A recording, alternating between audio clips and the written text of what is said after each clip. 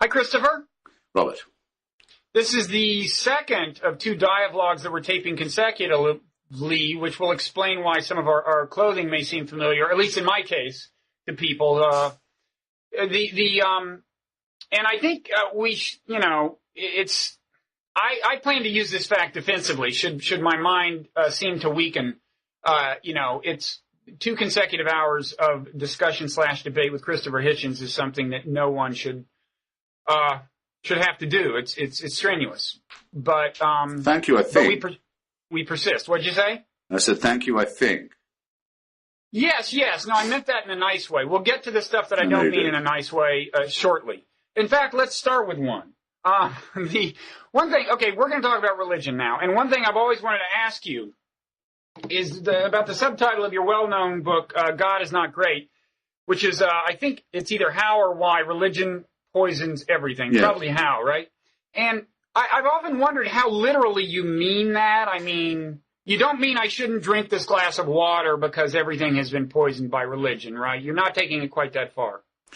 No, but I do say that it does, so to speak, poison the whole well, in that it attacks us in our deepest integrity. The main point I encounter in debates with the faithful is the claim that without a supernatural guidance, we wouldn't ourselves be able to determine right and wrong or distinguish between the two. That we're playthings of a dictated morality. And I find that objectionable for so many reasons, but the one I'll isolate for this purpose is that it appears to rob us of our responsibility as well as our integrity. And so, yes, that actually would, once that attack's been made, it will creep into absolutely everything, and I think does. Mm-hmm. I guess I don't think it's as easy as some people do to, and this is not a defensive of faith by itself. It's just a point. I don't find it as easy as it is commonly asserted by, in particular, Dan Dennett, for someone without reference to religious assumptions to construct a morality and indeed to sustain a belief in absolute right and wrong. Now, I myself am faced with that challenge because I don't subscribe to any conventional religious faith or claim any kind of revealed faith that would guide me here. So I'm familiar with the problem of trying to construct on a secular foundation a moral philosophy to live by. I actually think, and I think most philosophers who study what is it called, meta-ethics, I guess, the ultimate foundations of ethics. I think most of them would agree it's a quite contentious question as to whether it is doable. I mean, where do your moral? I mean, you tell me. You, I think, believe in right and wrong in some fairly absolute sense. You tell me if you don't believe in God, where do you get these beliefs? Well, I don't know where I get them from, but I know there were things that I was, so to speak, born knowing and didn't need to have, instilled in me or inculcated. And I think that the origin of them is what's made our civilization possible, which is that as a species, once we left the savannah, it was necessary to have, well, and indeed I'm sure on the savannah as well, to have a certain degree of solidarity, reciprocity, mutual aid. It might sound reductionist to say that it's evolutionarily advantageous to have this. Other species have it too, as we've observed.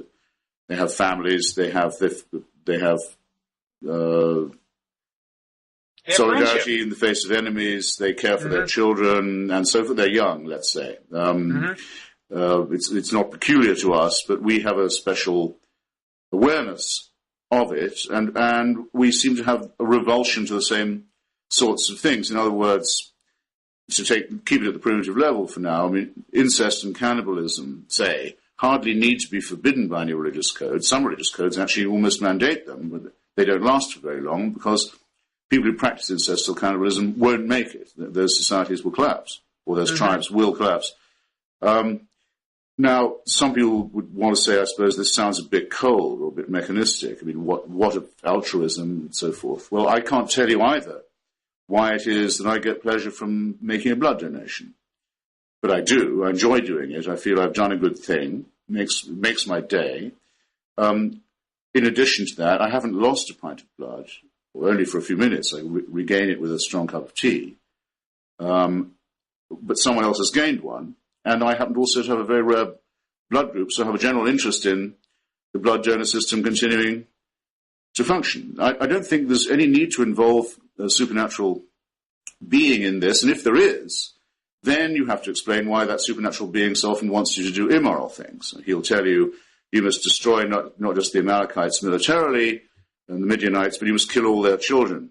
And enslave for prostitution their women and so the livestock. If yes, I mean, these things are, or you must mutilate the genitals of your children, something that wouldn't naturally occur to me to do. You'll suddenly present you with a baby girl or a baby boy. You think, here's the first thing I've got to do to prove I'm in line with divine morality. I must find a sharp stone and hack around at their genitalia, which appears to suggest, by the way, that the argument from design is also nonsense because you're born into the world with stuff that God thinks is superfluous, having gone to all that trouble to make you in his image. Yeah. This is nonsense. It's also, I think, wicked nonsense.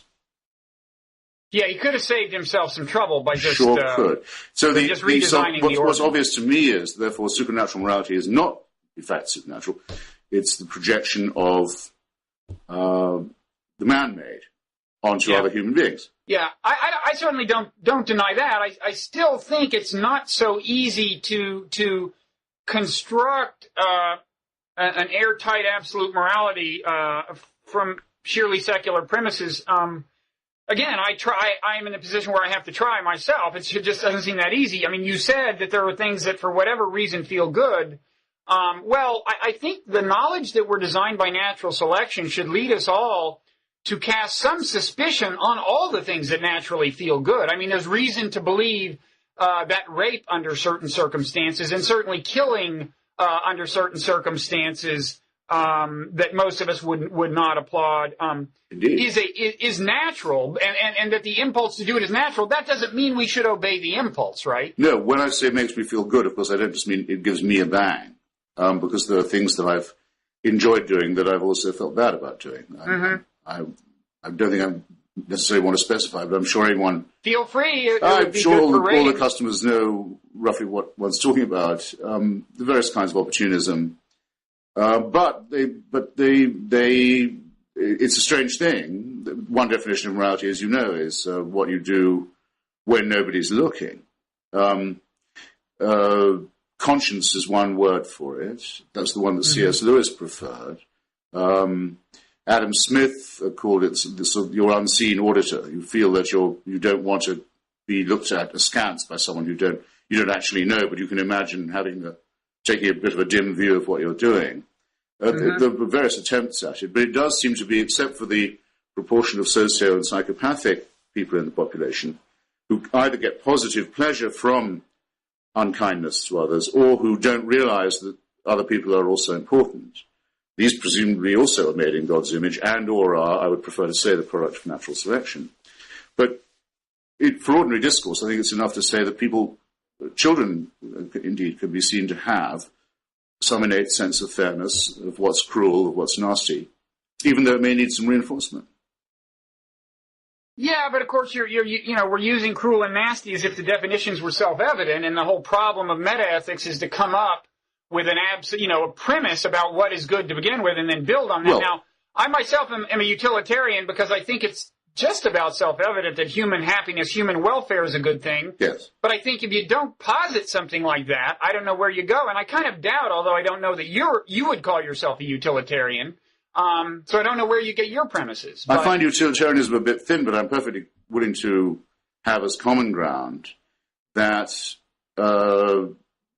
the obligations of society, the human solidarity, as I prefer to call it, are, if you discharge them, if you live up to them, feel obliged by them, they're good for others and good for you. And it hardly needs to be pointed out that you have an interest in the welfare of other people. For example, I want other people to have good health because I don't want infectious disease in the school my children go to. I don't ever want to be vaccinated, all this kind of thing. I mean, it's very ABC. The difference is, it seems to me, between that and religion is this. Religion can order good people to do bad things. That's the surprising thing. We'll say, you are to consider your homosexual friend less than human. Mm-hmm. You are to consider women to be an inferior creation. Every monotheism says that at one point or another, sometimes very emphatically. These are not helpful to our evolution at all. In fact, they've gravely retarded. You are to mutilate the genitals of your children, for example. You are to regard infidels as people who should be enslaved or killed. Mm-hmm. It's the wickedness that's preached by religion that intrigues me. It's so often assumed that, oh, well, the Ten Commandments are at least okay. Well, look, there's no society ever been known where perjury and theft and murder are highly prized. And there were many, many human societies long before the mythical events that are supposed to have occurred in Sinai. We don't need God to tell us that. It takes the same God of Moses to order and license and give a warrant for slavery, rape, genocide, and mutilation. Right. I know. I don't think we do need God to tell us in a fundamental sense to be good. I think that there are various intuitions that you and I would both endorse that are natural, and indeed there are ethical premises that people everywhere happen upon, regardless of how divergent their religion. So it's hard to attribute that to certainly to any one religion.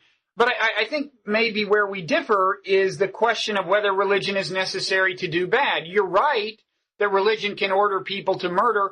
Well, so can nationalism. So can anything that is given moral force by people who subscribe to it. And everyone attribute moral force to something, pretty much to something they subscribe to. And when they kill people, they justify it in those terms. Of course. What's not clear to me people do have a tendency to decide that violence is justified in their own case. But if you want a multiplier for racism and nationalism too, if you say that this nation or race has God on its side, I mean, as you know, the belt buckles of every soldier in the German army organized Hitler's genocidal imperialism, the belt buckle reads Gott mit uns. In German, God is with us. It's a huge multiplier of what might already be latent in possessive, acquisitive human beings. I think you'll find that's consistent across the board. Of course, most American soldiers were probably believers, and their courage during the war, that very same war, was probably sustained by the belief that they would go to heaven. And I think you would say they were on the right side. So it seems to me that in that case, it's certainly far from being the case that religion was on balance, No, I mean, and of course the Americans won. That's true, but it would support my point that this is man-made, because it can't possibly be that God was on both sides. Well, certainly man-made. Christopher, you're not going to get an argument with me about that stuff. No, I'm not trying to pick one. I'm just saying it's an underlying. I want to get back to the subtitle of your book, How Religion Poisons Everything. It's just not evident to me that it does. So what do you say? I think that religion makes good people consider doing or justify doing bad things. And I'd add that it often makes very intelligent people say very stupid things. And it also often makes people do very good things. What do you say about someone like Martin Luther King, who I think we both say did very good things, who presumably was sustained and fortified by his religious faith? Is that not an example of religious belief doing good? Without knowing the man, I can't be sure of that. I know two things. One, I would propose one thing and I would say I knew another. I think it's highly unlikely that he would have been indifferent to the civil rights of black Americans if he wasn't a Christian. After all, most of the people who organized and started the civil rights movement were secularists. They've all been written out of the record now, but the people who actually organized the March on Washington, people like Bayard Rustin, famous social democrat, people like A. Philip Randolph, the great black trade union leader, Walter Reuther of the United Automobile Workers, none of these people were godly in the least. That's the first thing. I don't know. Of course, you don't have to believe in God to believe that African Americans have rights. Second, it is tactically certainly true that in the conditions of the South at that point, you had a better chance of getting your voice heard and broadcast, and also a certain immunity if you were doing it from the pulpit, because it's the most Christian part of the country, and also because the justification for slavery in the first place and later for segregation was biblical. Mm-hmm. So it was a way of tactically turning the tables, but that only replaces the question, doesn't it? I mean, it was Christianity that brought this horrific state of affairs about. Third, I'd add, by preaching the Exodus myth, that was his template. He was always going on about promised land, etc. We're fortunate that Dr. King didn't seem to believe what he said, because the Exodus myth entitles the oppressed and wandering people to kill anyone who gets in their way and take their land, rape their women, enslave their children. Fortunately, he wasn't a believer in the Testament. Well, that fact points to what I've noticed again and again, which is the exquisite adaptability of religion and the ability of people to selectively resort to Scripture to do either good or bad. In this case, it seems to me good. I would say, in the case of the fact that Christianity brought us slavery and the fact that there were secular people on Martin Luther King's side, of course, there were also very religious abolitionists. Again, it seems to me about 50-50 on balance. In any event, the idea that religion poisons everything is a long way from a step. Not 50-50, no. Can I just ask you, are you saying Martin Luther King was not religious and cynically used the pulpit? Did I hear you saying that? No, I wasn't him, and I didn't know him, so I don't know whether he was a sincere believing Christian or not. I mean, he studied Hegel and Marx when he was in college. He had a lot of friends. Most of his friends seem to have been secular leftists.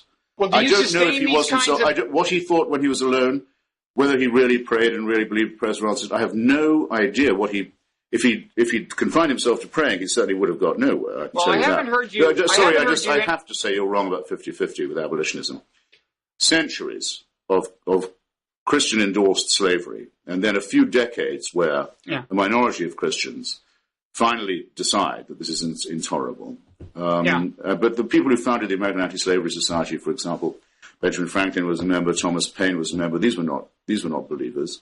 The chances that you would be a non-believer and an abolitionist would be much, much, much higher than that you'd be a Christian. And to this day, where slavery is officially practiced anywhere in the world, it's always with the authority of a religious text. Well, that's actually not, except in North Korea, which I would define as a slave state, which is a worshipful pagan state, worships human beings. Generally, most slavery in Africa now is justified by the Quran. I would say two things about Martin Luther King. One is, yes, there were various secular people involved in the civil rights movement. Again, I don't think religion particularly disposes you toward good. I'm not making that argument. I'm making the argument that it often does good, and so that the subtitle of your book, unless it's meant as hyperbole or as a joke, is overstated. And I would say in the case of King, true, there were many secular people, but he, more than anyone, showed, more than anyone I can think of, showed the kind of courage that is almost uniquely evinced by believing that there's a good chance you'll be assassinated pretty soon if you keep speaking in public, and yet speaking in public. And that's the kind of thing that a Christian can do because they think they're going to heaven. Now, secondly, I would say, you entertain these doubts as to whether he's really religious, and of course that's convenient for your analysis since he clearly did good. No, I just say that I can't know it. If I can just finish, I have not heard you entertain those kinds of doubts about radical imams, who I would say are at least as likely to be cynically using religion, but that's not a theme I've heard you emphasize. Oh, well, then you should have done. I mean, when you hear radical imams saying to people, if you put on this belt and blow yourself up and kill the Jews, the sons of pigs and monkeys, you'll go straight to paradise. It's actually occurred in the minds of some people who've given up suicide bombing. If you're so sure of that, why don't you do it yourself, Imam?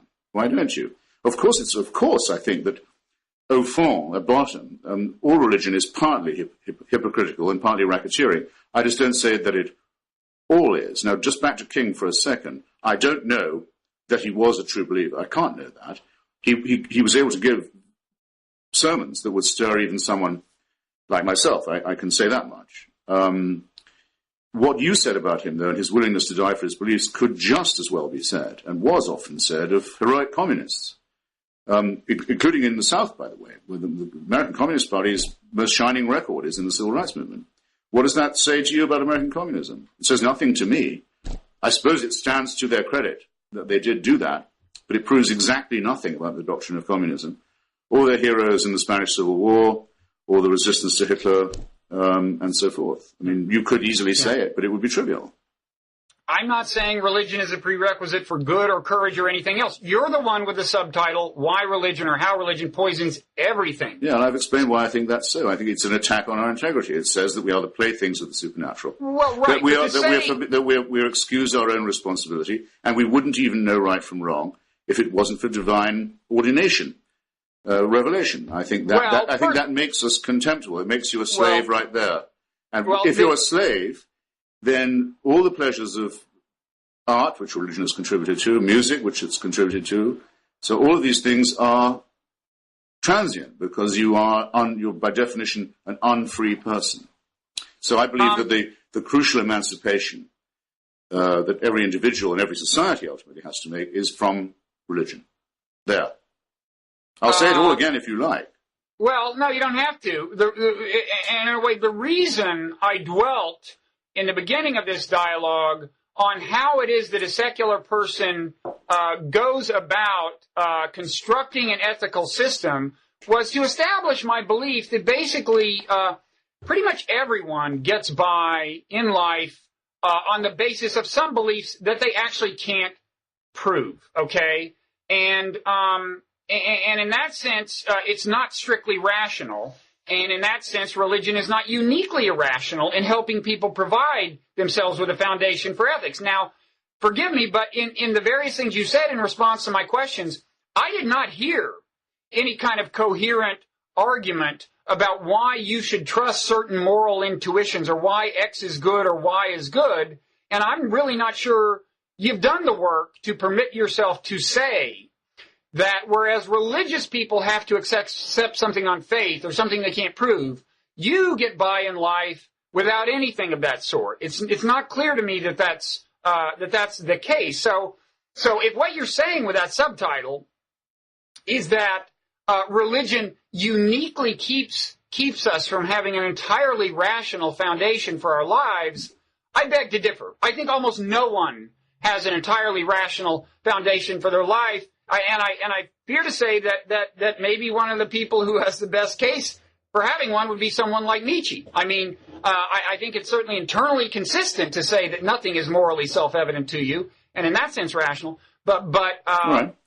Well, first, I don't disagree with you about the partly rational, because we're members of a primate species that's the product of evolution by mutation and natural selection, and our prefrontal lobes are not quite as big as they might be, and our adrenaline glands are probably larger than we now need, and we are only partially rational, and it certainly shows. We're only half a chromosome away from being chimpanzees, but we, I think, have ways of revering and preserving our rational faculties. And if you asked me who I thought had done that best, I would say Spinoza.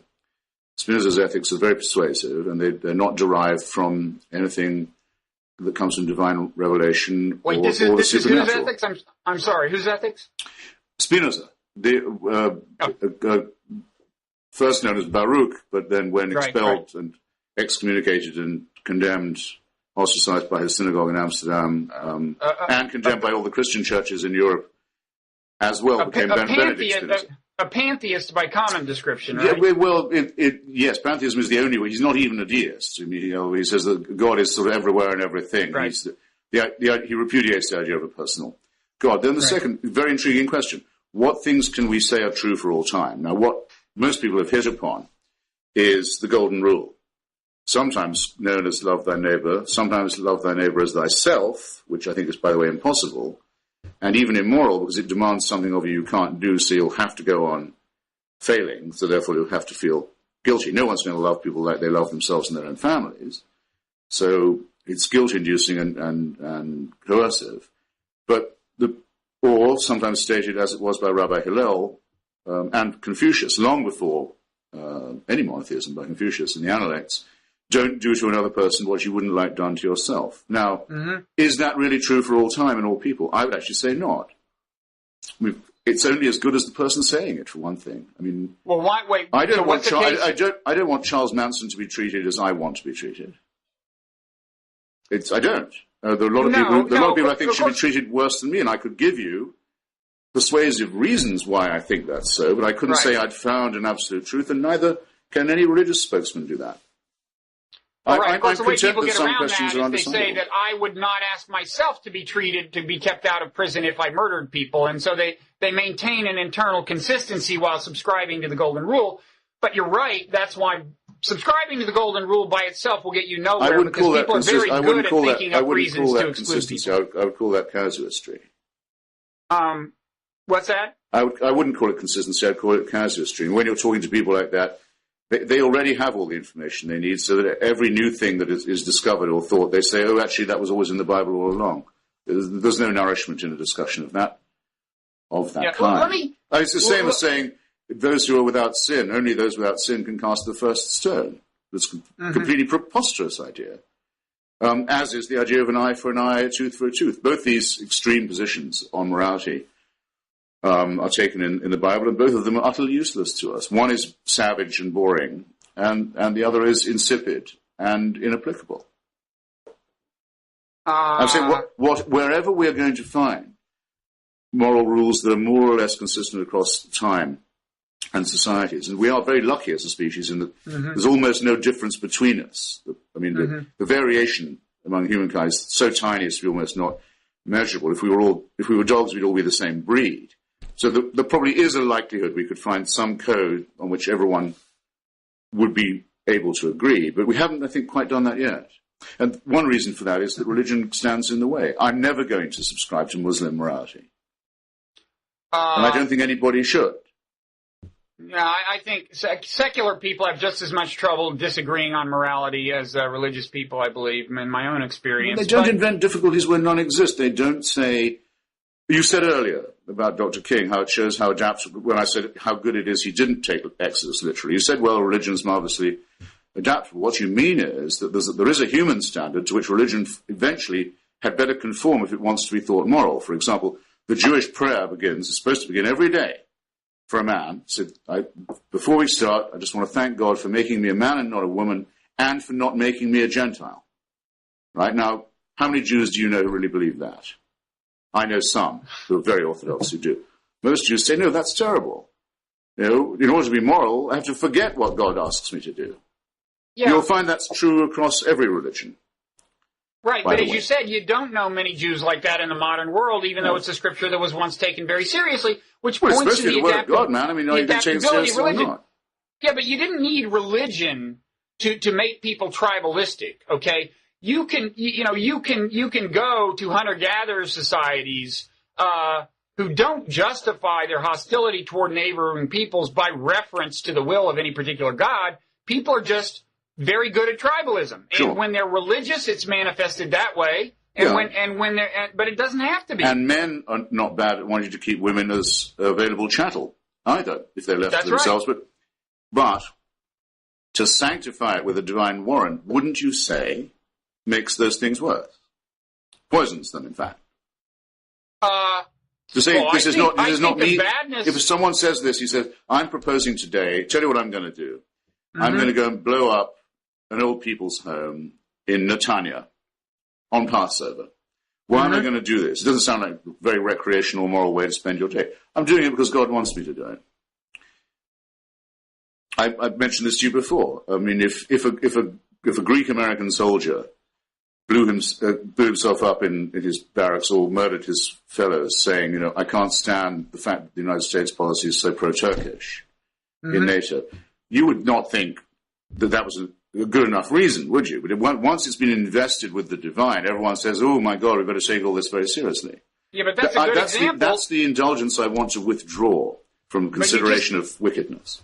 But you just gave us an example where the motivation is nationalistic and not religious, and I don't understand the argument you're making, if you are making it, that the fact of a religious justification makes a crime worse than it would otherwise be. To my mind, keeping women as chattel is as bad as it is whatever the justification is invalid. And I don't see how it being in a religious context makes it worse. Did I misunderstand you? Well, only if you didn't agree with my observation that if these things are given divine warrant, that they're thereby strengthened. If you don't think giving them a divine warrant strengthens them, then of course we have no quarrel. But I think that a lot of people were prevented from seeing what was wrong about slavery because they said it was mandated in the Bible, which it is. I think I personally would have to say that I doubt whether the Roman Catholic Church's description of Jews as collectively, indefinitely responsible for deicide had nothing to do with the massacre of the Jews of Europe. I have a feeling that the two things are connected. I can't absolutely prove it, but I wouldn't trust any disproof either.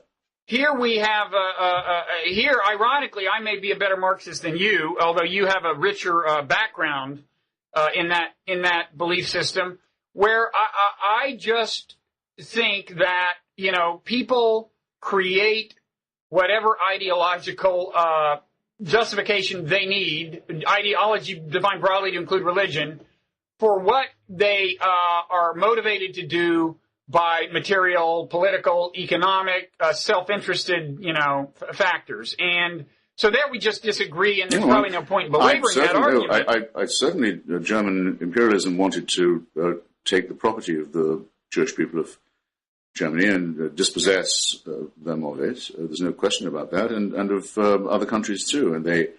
But the power of the anti-Semitic ideology on which they were able to draw came from generations of religious miseducation and lying. About the Jews being an alien and evil people. But isn't it worth noting that I'm sure you have to respond to this point all the time. No doubt you've got a great response, but isn't it notable that Hitler, and for that matter, the sponsors of pretty much all of the great atrocities of the 20th century, Stalin, Mao, and so on, seem not to have been theists? Oh, to the contrary. Hitler's first political action was a concordat with the Vatican. Well, he was a politician, of course.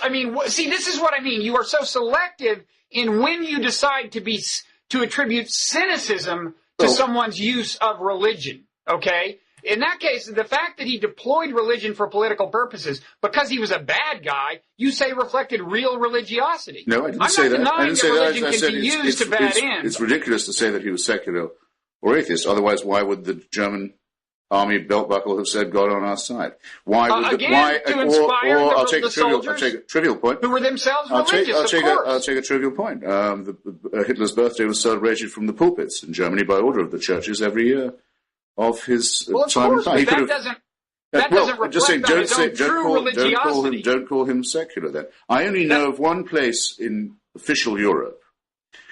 Now, I think there probably is only one where you can still see a swastika on a display. It's in the huge basilica near the Escorial outside Madrid.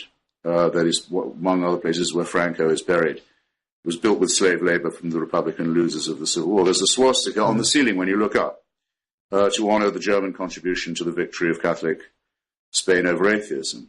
And there's also a German steel helmet in the mosaic. I'm sorry, you might not know this, but you irritate me and you potentially insult me by suggesting that my opinions are to be grouped with National Socialism. I won't have it, in other words. Wait, the guilt is on the other side. Oh, you mean because I'm saying secularism and atheism are not part of the hideous system of fascism, which, in my opinion, was mainly a product in Southern and Balkan Europe of the Catholic clerical right wing. You take it as an affront to you personally and an indictment of you personally if I point to an atheist who has done something bad. I'd say I don't like even the suggestion of it. I'm being as mild as I can. And do you similarly exercise the restraint you're asking me to exercise by not suggesting in the presence of any religious person, including a very good one, that any other religious person has ever done anything bad? Are you similarly considerate of their feelings as you're asking me to be? No, I'm not saying you mustn't hurt my feelings. I'm saying think you would you ought to be aware that you're doing so. It looked to me as if you didn't realize that you were making. It looked to me as if you were, without knowing it. So I forgive you, making an insinuation. So it's something that needs forgiving. Well, then when you do the comparable thing with religious people, does that need forgiving? Is that something that should be forgiven? Well, the Catholic Church has tried and failed to apologize for its generations of That's not, anti-Semitism. Christopher, don't change the subject. No, what I'm asking is this. I mean, this is really, exactly where I was. This is such a typical debating point by sorry, you, okay? I'm sorry.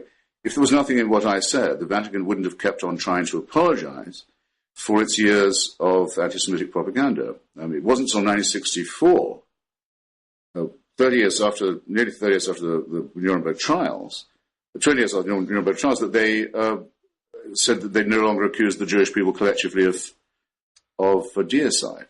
Christopher. I still don't think the apology is complete, but I can see the bad conscience that they must have about it.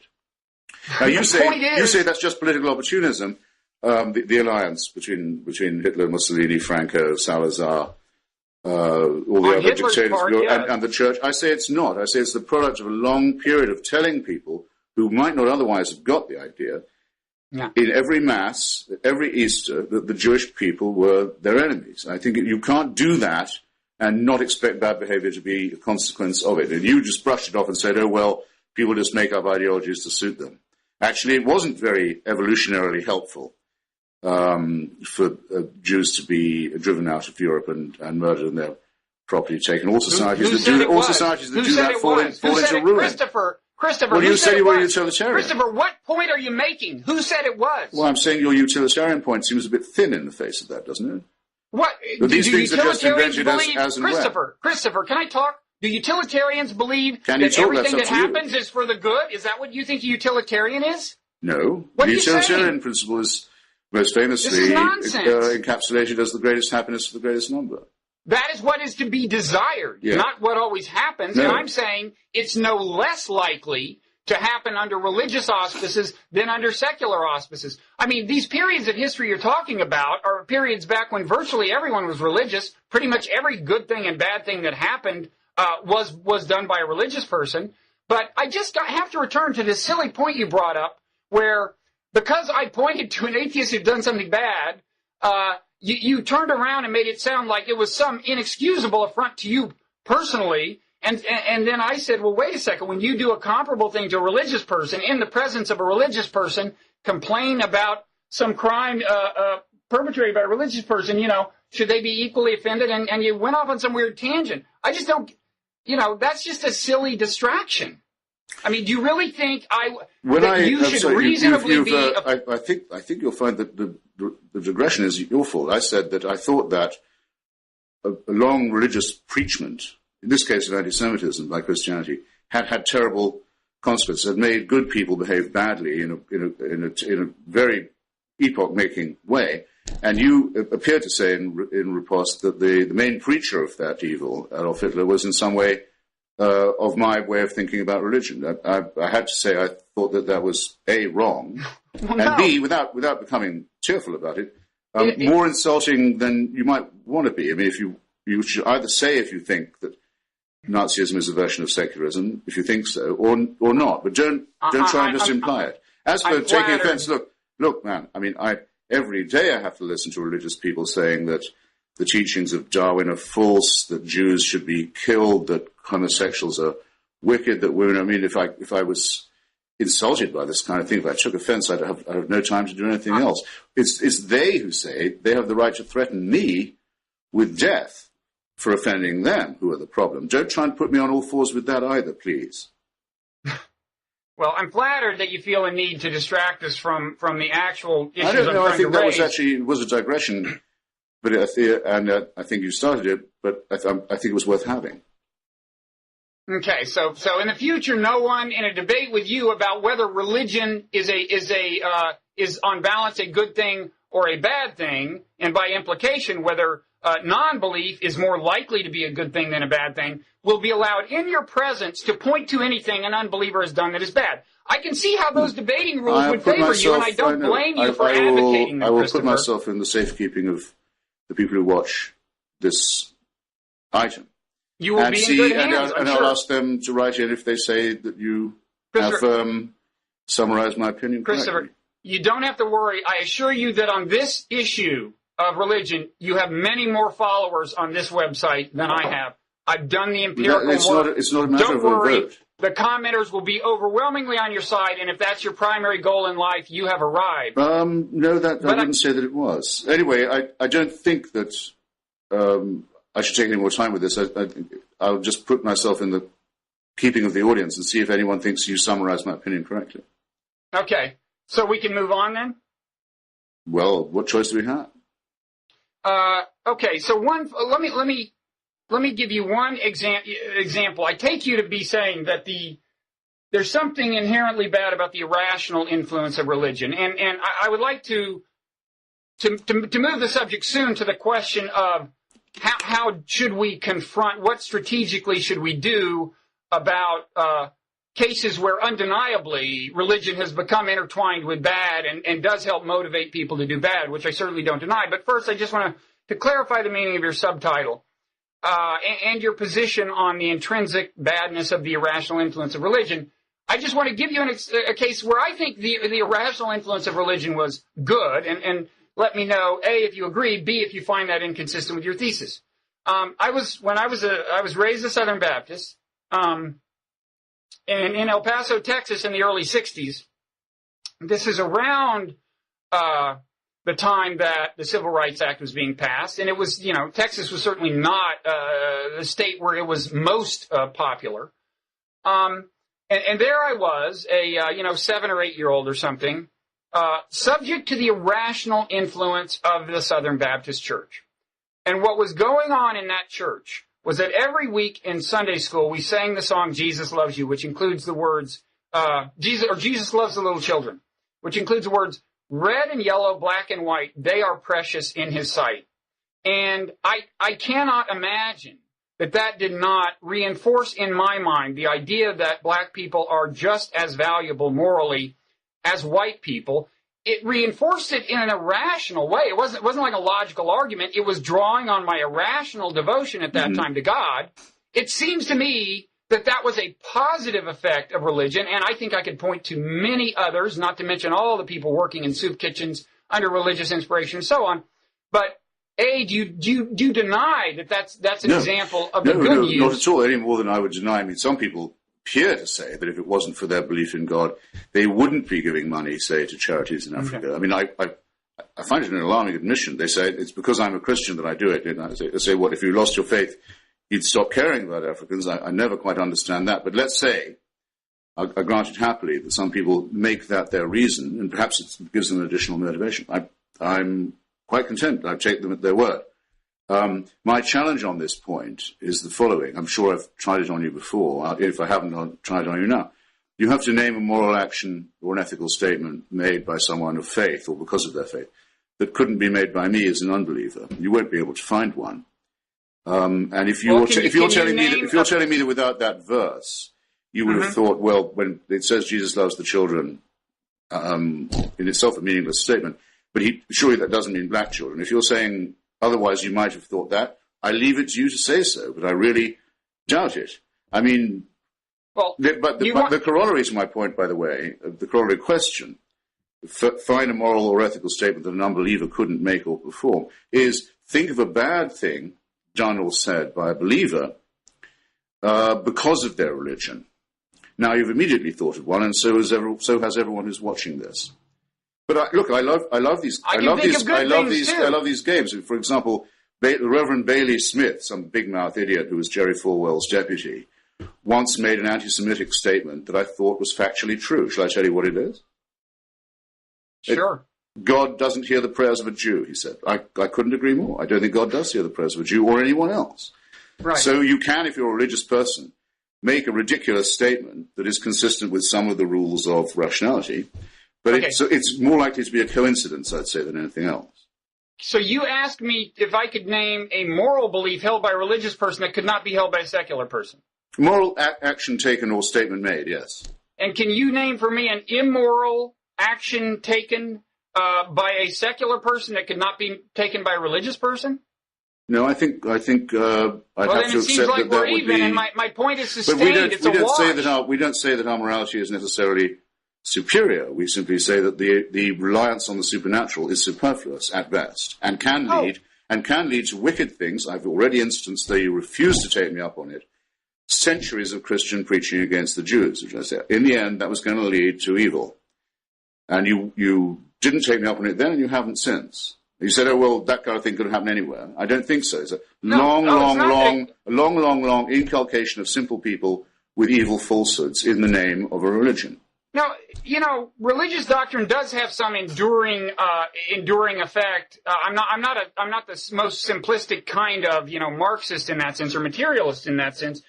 I would just say that, back in those days, all good and bad things resulted from religion. Now, back when everyone was religion, all the good stuff and bad stuff was justified. When everyone was religious, all the good stuff and bad stuff was justified by religion. And yes, I do believe, by and large, most of the bad stuff was motivated fundamentally not by the religion, although justified in those terms. This is an almost metaphysical debate. I don't think there's any point in carrying it on a lot further. Oh, I know I'd like to go on with it a little longer. By the way, since it's the second time you've mentioned Karl Marx, I think you may have noticed in my book, I quote what he actually did say about religion. Most people say that he denounced it just as an opiate. I quote what he says. It's from the introduction to his critique of Hegel's philosophy of Wright. He says, religion is the sigh of the oppressed creature, the heart of the heartless world, the spirit of a spiritless situation. And then he says it can be an opiate for the people. And he goes on to say, criticism of religion has plucked the flowers from the chain, and not in order that men and women may wear the chain without consolation, but so that they may break the chain and cull the living flower. Now, I perfectly understand why people have a need for the numinous, you might say, or the transcendent, the things that are part of our emotions that are not completely quantifiable, to do with music, poetry, love, landscape, and so forth. There's no question that these are essential for us, almost as much as food and drink is. But there's no need to postulate anything supernatural about them. I think that, in fact, they're enjoyed better if they don't come as gifts from someone who wants something back from you. Yeah, I don't deny. I don't disagree with you there. One final point on this: is religion good or bad?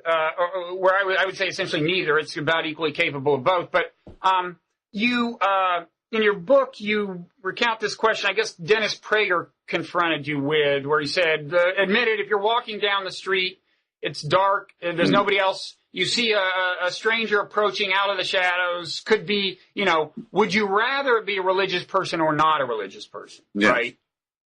And your reply was, as I recall, what country did you pick where if you were in Well, he said you had to imagine you're in a strange country, a strange town where you don't know anybody. This happens, it's evenings coming on, and you see a group of men coming towards you. Do you feel better or worse if you know they're coming from a prayer meeting? And I said, well, just without leaving the letter B, I've had that experience in Belfast, Beirut, Baghdad, Bombay. There's another B I'm not coming up with. Those four will do. And believe me, you don't want to be around when the church is let out in those places, or the mosques. You don't. Oh, come on. That's what I can't say that isn't what I said. What I was curious about was, honestly, if you did the thought experiment in the average American city, say you're in a part of town that could be a little dicey, all you know is whether that person is religious or not. Honestly, you would say in a part of town that's known to be dangerous and pervaded by crime, you would say, I would rather it be the not religious person in an American context? Well, in a civilized, secular society with police force and enforceable laws and so on, I don't think it really makes very much difference. So I wouldn't want it to be the Nation of Islam's church, for example. No, but I mean, I think in a country that has managed to put religion under some kind of discipline and control, no, it doesn't apply. But look, there's a tautology involved in what both of us are saying, actually. When you say, well, people do bad things, but that's when everyone was religious, so everything, good or bad, was religious. And I say, well, I think religion has done some things that it would have taken a belief in God and supernatural permission to turn into wickedness. I still say that since religion is man-made, it is, if you like, also a secular product. But there is nothing more likely to intensify existing criminal, selfish, racist, enslaving, rapist, genital mutilation tendencies, suicidal and mass murdering tendencies, than the belief that you have a divine permission to do this. Mm-hmm. And the fact that that is a man-made invention, because obviously it can't be a divine permission in my worldview, doesn't get you off the hook. I say it's religion that poisons everything. Well, actually, the belief that you have a special right because you say you have faith. I think we've uncovered instances where you don't think it poisons everything. Like when I was singing that song in Sunday school, I don't think you thought I was the subject of a poisonous bad thing at that point. I would say, I said, if you remember, I said it makes good people do bad things. And I added, and I hope you won't take this personally, that it makes intelligent people say dumb things.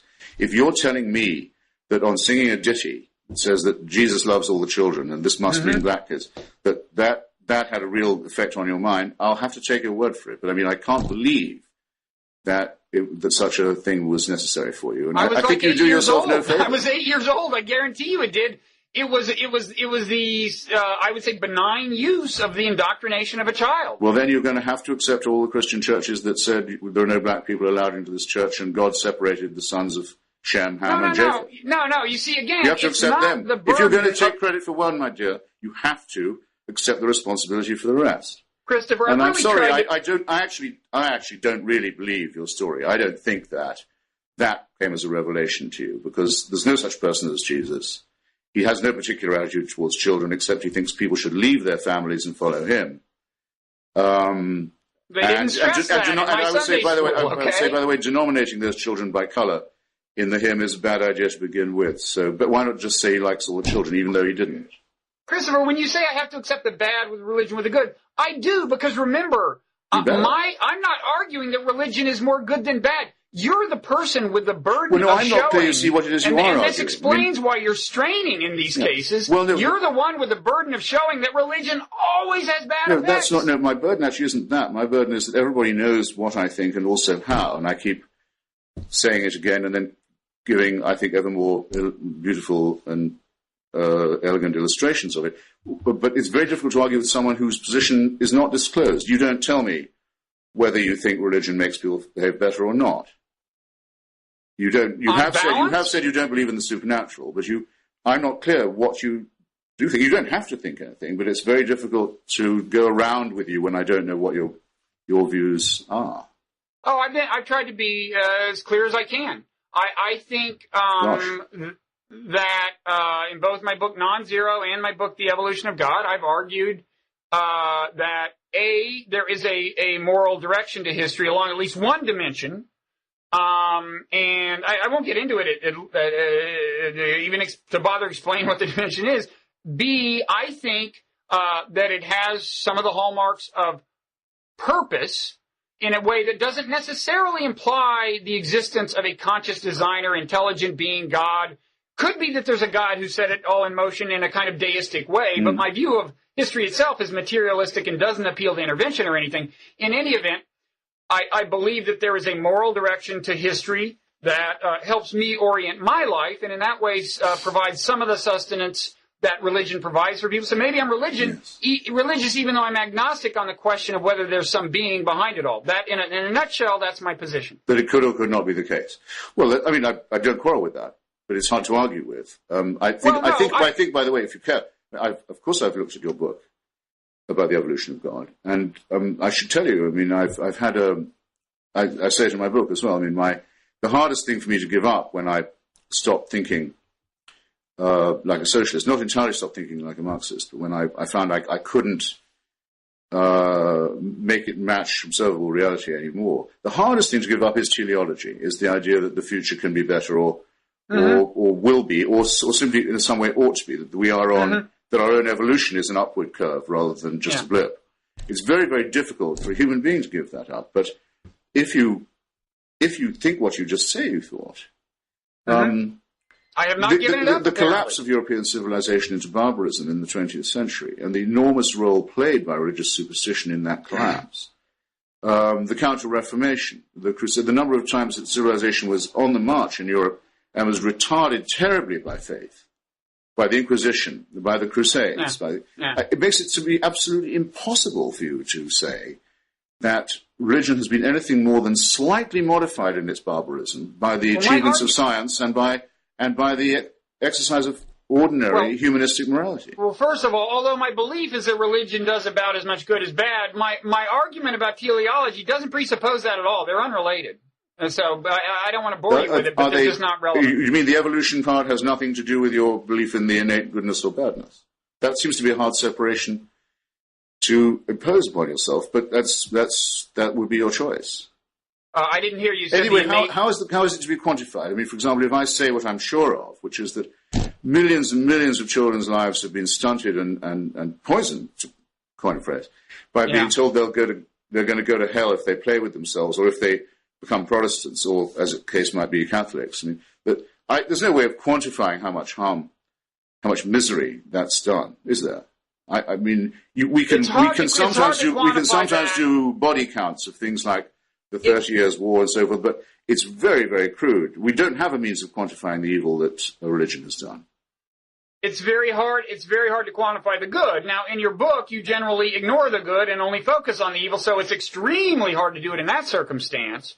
But, you know, I've waited too long to get to a subject I think we should at least glancingly touch on, because it's my motivation, really, for challenging your claim that religion is I think, an overwhelmingly universally bad thing, or however you would put it, which is that I think it leads you to a very counterproductive view on foreign policy. It leads you to think that the enemy of good is religion per se, that the source of conflict and terror is so often religion per se, as opposed to underlying circumstances that I think give rise to it. An example I often use is Israel-Palestine, where I think you would agree with me that as an historical matter, the tension there, the conflict there, began in a pretty secular context, right? I mean, the subsequent religious radicalization on both sides is indeed subsequent. And what seems to be the prime mover here is an argument over land. No, I mean, actually, I'd like to share the premise with you, but I can't, because the claim in the first place, but admittedly it was a fairly secular Zionist movement that Herzl founded, but the claim that they were returning to the land is a claim to land that is supposedly awarded to them by God, who neither you nor I believe is involved in real estate. The opposition to it would have certainly been there if all the Palestinians were atheists. They wouldn't have wanted a Jewish colonization or any other kind. Right. But as it happens, it's made impossible to solve by the opposite claim that, yes, God does give land. Of course, we agree with Zionists and the rabbis about this. It's just that it's Muslim land. It's part of the lost Ottoman Muslim Caliphate. And of course, no Jews or unbelievers are allowed there. So what could have been, if it was a territorial dispute, solved with a two-state solution that the majority of people want a long time ago, is made completely insoluble precisely by not the deists, but the theists, the people who don't just believe in God, they believe God takes their side. But you got to remember, I mean, you say that the original Zionists appealed to the Bible. That's true, but they were essentially secular. They appealed to it as an historical document. Which it isn't. That's the last thing. Well, no, of course it's not. But the point is, their argument was not, by and large, this proves that God wants us to be here. It was, damn it, we were here first. The kind of argument that secular people can have.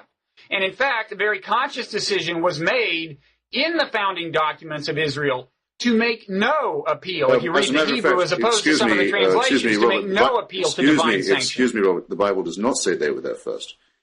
They had to clear out everyone else who lived there, the Canaanites. Well, they were there before the Arabs. Well, there are no Canaanites in the fight today, okay? Earlier doesn't give you any special right. Well, that's the way it was deployed. These were not people who were invoking divine sanction. Whether you know it or not, you're still making my point. Everything they do, they justify either by the Bible as either the Word of God or a historical document, and you and I both know it's neither. As an historical document. What? Yeah. They were appealing to it as an historical document. Yes, but it isn't a historical document any more than it's the Word of God, unless you disagree. And you don't think that's exacerbated the situation? No, I think it was false history, but my point is their motivation was not religion. They, again, as people do, they found whatever convenient was convenient in the way of text or justification. So the Jewish settlers who moved to the West Bank and steal other people's land are doing it because they think they have a historical claim. Is that what you're really saying? Wait, I didn't hear that. I'm sorry. The Jewish settlers who moved to the West Bank Yeah. steal other people's land and build colonies on it, Yeah. that are now amount to the size of suburbs, are doing it because they say they have a properly legalized historical claim. You know very well that's not what they say. No, I didn't say that. I said it, indeed, as the conflict festered, it became less nationalist and more religious. But the idea that the religion is the underlying cause is a mistake. The religious belief is now a big problem. I don't deny that. Funny that it should come. Amazing that it should come from nowhere. What? Amazing that it should come from nowhere. Suddenly they're all religious in Jerusalem. I mean, you said it. I mean, I just have to. I don't feel I have to comment on that. They're not all religious in Jerusalem, but you're right that that the more problematic settlers are. Yes. Well, if you think the quarrel over the Holy Land is secular, I'm perfectly. I mean, in one way, I'm willing to agree with you because, after all human conflicts are secular. There is no God who takes sides. People who think that he does, or she does, or it does, are indeed dreaming. All conflicts are non-religious, if you want. I'll happily say that. The statement, there is no God, is as meaningless as the statement that there is one, because the entity under discussion is meaningless. But I said religion, not God. Okay. Now, religion which is at the root of the original quarrel, has also made it insoluble, is making it insoluble. These people, if you look at their propaganda, Jewish and Muslim, what they want is for the world to come to an end. They see in this the sign that they can bring on the Messiah. The way this emphasis on the intrinsically, I would say, almost autonomously bad role of religion is used by your compatriot Sam Harris, and you may or may not agree with him, is to say, as he has said explicitly, do not bother looking for material circumstances that motivate, that underlie violent Palestinian resistance or terrorism, because it's just religion. Now, obviously, the implication of that is, don't bother stopping the settlements. Don't bother even messing with things on the ground. And this is what most bothers me, and maybe you don't share Sam's view here, but this is what most bothers me about such an exclusive, and I would say misleadingly exclusive, emphasis on religion as the source of all evil. Well, I don't know if that's what he says about Palestine or about the roots of Islamist violence in general, but I'm sure he wouldn't say the settlements had nothing to do with it, and he certainly wouldn't do what not even you were willing to say and say the settlements are not to do with religion. On the broader question, I don't think it's true, for example, that bin Ladenism, whatever you want to call it, jihadism, is created by poverty and unemployment. No, I know it's the cause of a lot of poverty and unemployment. In fact, it's the deliberate cause of a lot of poverty and unemployment, because that's the ground in which they hope to operate. I mean, the blowings up of the hotels in Indonesia, for example, greatly reduced the national income of an already very poor country. It isn't the product of unemployment and poverty, it's the cause of it. You'll find that's consistent across the board. Afghanistan was reduced to beggary by the Taliban. So there's an always wonderfully congruent coexistence between extreme religiosity, poverty, disease, ignorance, illiteracy, and superstition. But that's the stew we're actually dealing with.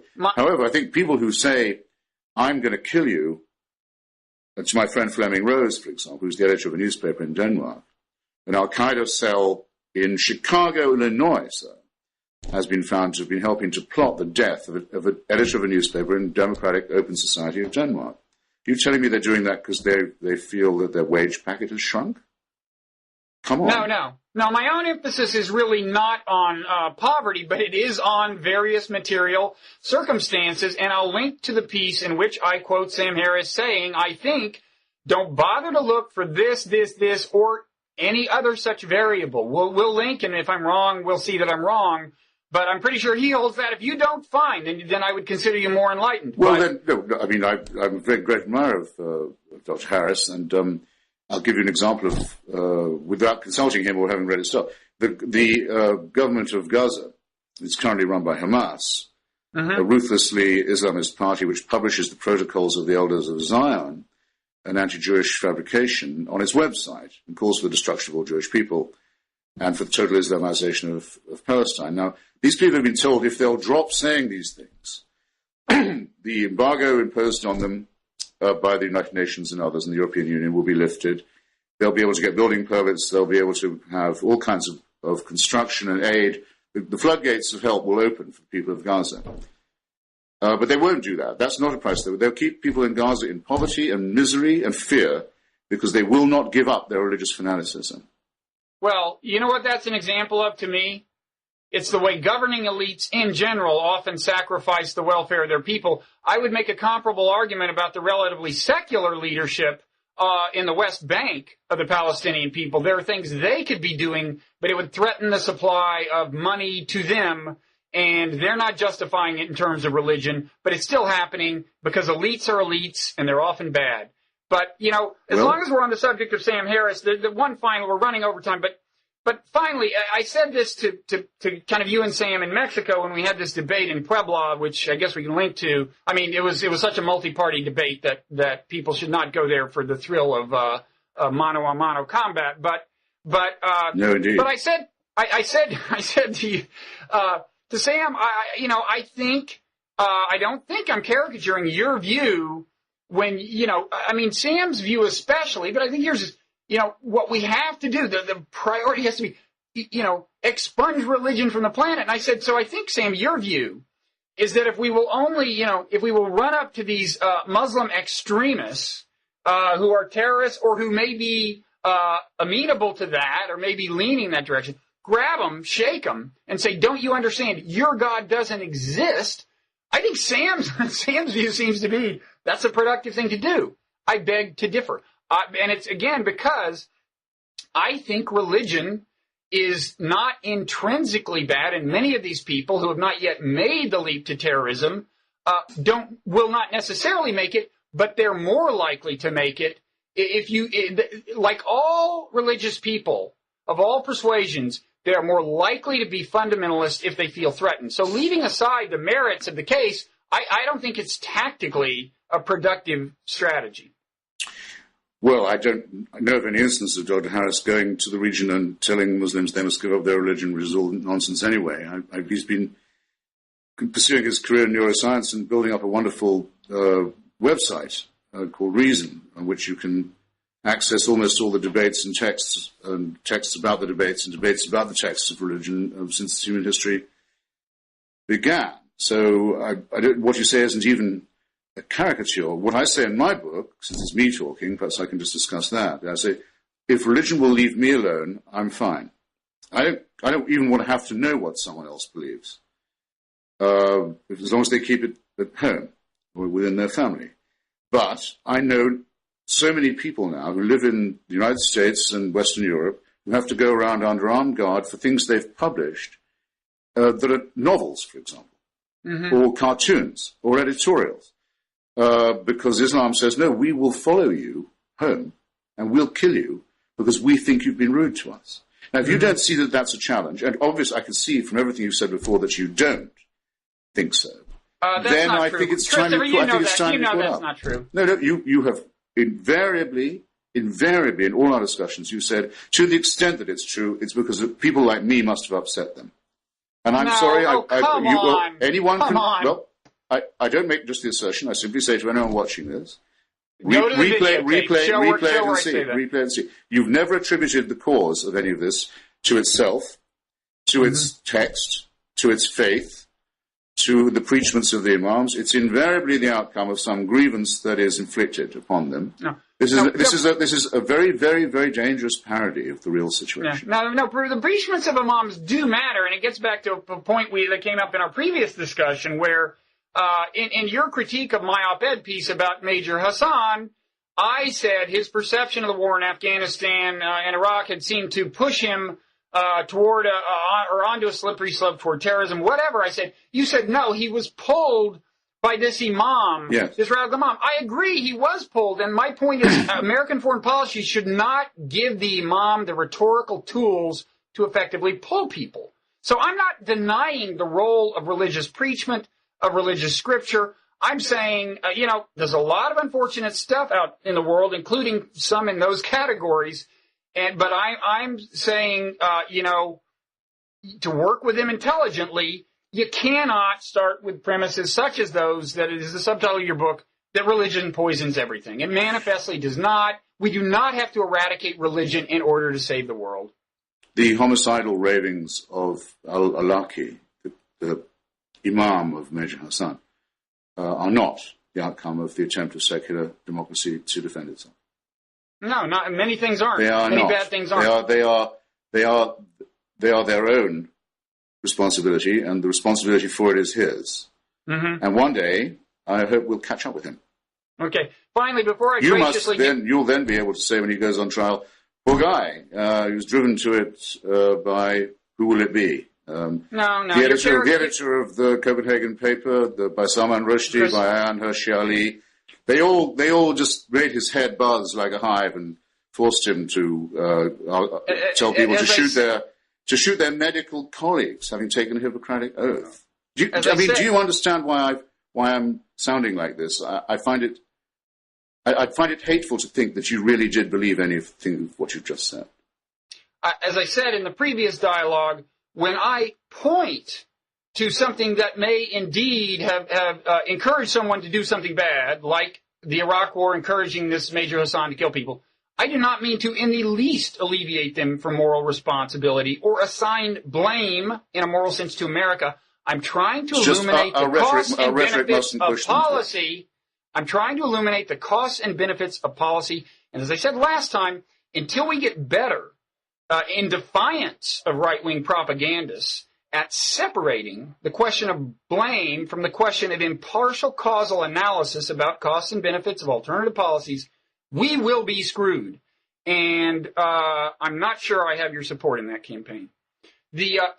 Before I graciously give you the last word, I just want to say one thing. I was very relieved to hear you say earlier that your feeling is kind of live and let live. What people want to believe in the privacy of their own churches, as long as they don't do any harm, is their business. I'm relieved to hear you say that. I'm a little surprised because I've got to say the tone that comes out of your writing is the following. You know, my view is that life is hard. I really find it hard, and I think anyone who takes a stab at living a moral life is going to find it hard. I believe everyone who does that winds up doing it on the basis of something they can't prove, something probably that is in some sense irrational, and often something that is in some sense a crutch. What I hear you saying, and maybe you've now corrected me, and I won't think you're saying that anymore, but what comes through in the tone of your writing is, well, I'm sorry, but all of you are coping with this difficult challenge of life in a way that's just intellectually laughable. And if only you were as smart as I am, you wouldn't be resorting to this. And that seems to me not really a lit and let live policy. That seems to be a live and ridicule policy. And it really bothers me, the elitism and air of superiority in your writing. Well, I'll comment that in reverse order, if I may. The religion makes very large claims for itself. In some cases it claims to be infallible or to have spokesmen who are. It also says, if you agree with us, we can offer you salvation. If you don't, we can promise you damnation. These are very big claims. They then want to say, by the way, you're not allowed to criticize or ridicule this either. I must say, I think that's asking a bit much, don't you? Now, then, if their fallback position is, well, it makes people behave better, well, I think we've already discussed that. I say there's no proof that people wouldn't have behaved that well anyway, and there are many crimes specifically attributable to superstitious and supernatural belief. And then on the point of coexistence, which I do say in my book, it's because they won't accept the offer. I mean, I do have to hear from a madrasa in Virginia, very short way, distance from where I'm sitting now, preachments from a man who now chooses to live in Yemen for his own safety, having encouraged the 9/11 hijackers and Major Hassan. I am forced to listen to that. In Washington, just to stay where we are, the Catholic Church has just said, if the city passes an ordinance about gay rights, it wants to withdraw from its charitable donations to the city. It won't be involved if it has to recognize this kind of thing. Makes it very clear, by the way, that their effort is a proselytizing one, not just a charitable one. American tax dollars are spent all the time on aid to Israel, some part of which is used for the building of the establishment of a religion on the West Bank by messianic thieves who hope to bring on the Messiah. And I can hardly open the newspaper without seeing another attempt to have government money spent on the teaching of pseudoscience in our schools. Now, if you want to coexist with me, have your religious beliefs. I don't care. I will continue to find them ridiculous, and I'll continue to satirize them. I hope you can take it. If your God isn't strong enough to insulate you against my jokes, too bad. Tough. But don't try and have your beliefs taught to my children. Don't ask for my tax dollars to support your church. Don't ask for my money to be spent on colonial settlements. And don't preach jihad in my neighborhood. Or threaten to send people from Pakistan and Saudi Arabia and elsewhere to kill friends of mine in London for the crime of writing a novel. Have I begun to make myself play? They won't leave me alone, so I am a member of a group that you scorn and insult. And I don't scorn atheists. I do not scorn. No, you've written nothing but scornful. Atheists. You've written scornful and insulting things about a group you call the New Atheists, as if we were the fundamentalists. True. I've decided to become a member of a force of people. It doesn't need every time 5 times a day to pray. Doesn't need constant reinforcement. Doesn't need to sing hymns saying what Jesus wants or any nonsense of this kind. Just coolly decides there must be a pushback to theocracy and its propagandists and its actions. And it's long overdue, and a defense of science and reason and humanism. And to that proposition, I am, without sounding too sententious about it, willing to give the rest of my life. And you might ask me, why would I do that since I think I'm only a primate? And I say, well, some questions are undecidable. But in the meantime, I'm not willing to be told what to do by people who say that God gives them a right to push me around. I won't spend a minute of my life that way. I agree that you should not. And in keeping with my vow to let you have the last word, I will... Oh, I think that was it, wasn't it? What's that? Those words were the last, I think. Well, yeah. I thought you said we were already over time. We are over time. That's why I decided that those should be your last words. Oh, well, good. I thought you said I could have some more. That would be... No. That would be greedy. If you want more, I have made a vow of silence, obviously, in asserting that you would have the last word, so I can't say more. If you want to say more, go ahead. No, really. I think you've been more than generous. Okay, well, you have more than I have, because I know your services are very much in demand, yet you agreed to do this for free, a double-header taping, 2 consecutive hours of enduring me. I really appreciate it. It's always a pleasure, and in some ways an illumination. And if you find anybody who will pay us to do this, let me know, okay? You bet. Okay. All right. Well, Thanks for having me. Okay. Bye-bye.